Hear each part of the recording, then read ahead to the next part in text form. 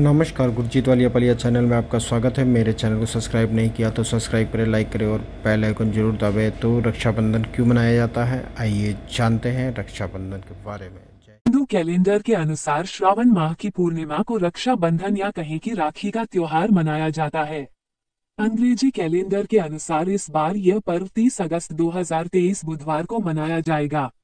आओ जानते हैं इस त्योहार को मनाए जाने संबंधी 10 पौराणिक मान्यताएं इस प्रकार से है। 1. भविष्य पुराण में कहीं पर लिखा है कि सबसे पहले इंद्र की पत्नी शची ने वृत्रासुर से युद्ध में इंद्र की रक्षा के लिए रक्षा सूत्र बांधा था। आओ जानते हैं इस त्योहार को मनाए जाने संबंधी 10 पौराणिक मान्यताएं इस प्रकार से है। 1. भविष्य पुराण में कहीं पर लिखा है कि सबसे पहले इंद्र की पत्नी शची ने वृत्रासुर से युद्ध में इंद्र की रक्षा के लिए रक्षा सूत्र बांधा था। इसलिए जब भी कोई युद्ध में जाता है तो उसकी कलाई पर कलाया, मौली या रक्षा सूत्र बांधकर उसकी पूजा की जाती है। देवी लक्ष्मी ने राजा बलि को अपना भाई बनाकर हाथों में अपने पति की रक्षा के लिए यह बंधन बांधा था और अपने बंधक पति श्रीहरि विष्णु को अपने साथ ले गई थी। 2. दूसरी कथा हमें स्कंद पुराण, पद्म पुराण और श्रीमद् भागवत पुराण में मिलती है। कथा के अनुसार भगवान विष्णु ने अदिति के गर्भ से वामन अवतार लिया और ब्राह्मण के वेश में असुरराज राजा बलि के द्वार भिक्षा मांगने पहुंच गए। चूंकि राज बलि महान दानवीर थे तो उन्होंने वचन दे दिया कि आप जो भी मांगोगे मैं वह दूंगा। भगवान ने बलि से भिक्षा में 3 पग भूमि की मांग ली। बलि ने तत्काल हाँ कर दी, क्योंकि 3 पग ही भूमि तो देना थी। लेकिन तब भगवान वामन ने अपना विशाल रूप प्रकट किया और 2 पग में सारा आकाश, पाताल और धरती नाप लिया। फिर पूछा कि राजन अब बताइए कि तीसरा पग कहाँ रखूं।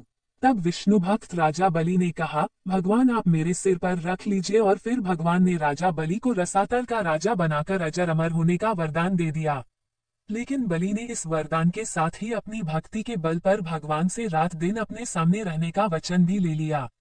3. भगवान को वामनावतार के बाद पुनः लक्ष्मी के पास जाना था, लेकिन भगवान ये वचन देकर फंस गए और वे वहीं रसातल में बलि की सेवा में रहने लगे। उधर इस बात से माता लक्ष्मी चिंतित हो गई। ऐसे में नारद जी ने लक्ष्मी जी को एक उपाय बताया। तब लक्ष्मी जी ने राजा बलि को राखी बांध अपना भाई बनाया और अपने पति को अपने साथ ले आई। उस दिन श्रावण मास की पूर्णिमा तिथि थी। तभी से यह रक्षाबंधन का त्योहार प्रचलन में है। 4. माना जाता है कि राजसूय यज्ञ के समय जब श्री कृष्ण ने शिशुपाल का वध कर दिया था तो तब उनकी अंगुली से खून बहने लगा था। इसे देखकर द्रौपदी ने तुरंत ही अपनी साड़ी का एक टुकड़ा फाड़कर उनकी अंगुली पर बांध दिया था। इस कर्म के बदले श्री कृष्ण ने द्रौपदी को आशीर्वाद देकर कहा था कि एक दिन मैं अवश्य तुम्हारी साड़ी की कीमत अदा करूंगा। इन कर्मों की वजह से श्री कृष्ण ने द्रौपदी के चिरहरण के समय उनकी साड़ी को इस पुण्य के बदले ब्याज सहित इतना बढ़ाकर लौटा दिया और उनकी लाज बच गई। कहते हैं कि इसी के बाद रक्षाबंधन पर बहन द्वारा राखी बांधने की परंपरा की शुरुआत हुई थी।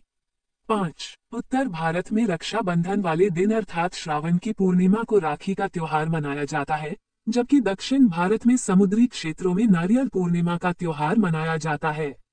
नारियल पूर्णिमा खासकर सभी मछुआरों का त्योहार होता है। मछुआरे भी मछली पकड़ने की शुरुआत इसी दिन से भगवान इंद्र और वरुण की पूजा करने से करते हैं।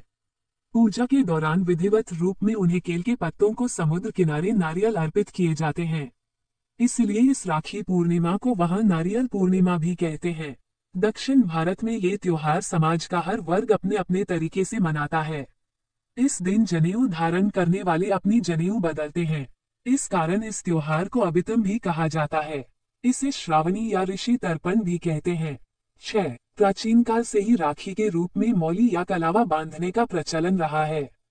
हाथ के मूल में 3 रेखाएं होती हैं जिनको मणिबंध कहते हैं। भाग्य व जीवन रेखा का उद्गम स्थल भी मणिबंध ही है।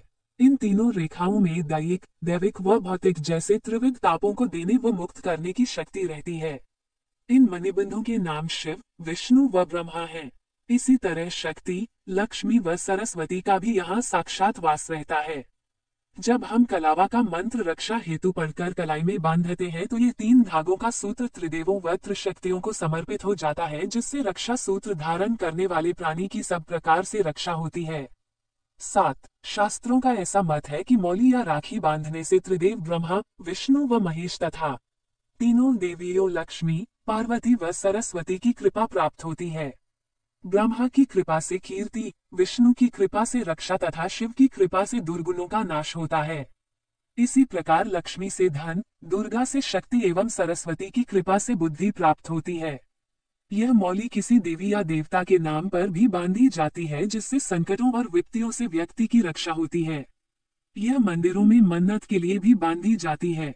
8. संकल्प के लिए भी रक्षा सूत्र बांधा जाता है। जिस तरह की राजा बलि ने 3 पग भूमि को दान में देने के पहले जल छोड़कर संकल्प लिया था कि मैं 3 पग भूमि दान करता हूँ, इसी तरह रक्षा बंधन पर हम बहन को उसकी रक्षा का वचन देते हैं। मौली बांधकर किए गए संकल्प का उल्लंघन करना अनुचित और संकट में डालने वाला सिद्ध हो सकता है। यदि आपने राखी या मौली बांधी है तो उसकी पवित्रता का ध्यान रखना भी जरूरी हो जाता है।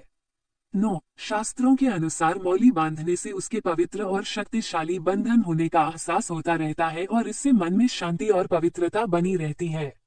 व्यक्ति के मन और मस्तिष्क में बुरे विचार नहीं आते और वो गलत रास्तों पर नहीं भटकता है। कई मौकों पर इससे व्यक्ति गलत कार्य करने से बच जाता है। 10. महाभारत में भी रक्षाबंधन के पर्व का उल्लेख है। जब युधिष्ठिर ने भगवान कृष्ण से पूछा कि मैं सभी संकटों को कैसे पार कर सकता हूँ, तब कृष्ण ने उनकी तथा उनकी सेना की रक्षा के लिए राखी का त्योहार मनाने की सलाह दी थी। वीडियो अच्छी लगे तो लाइक और शेयर करें। धन्यवाद।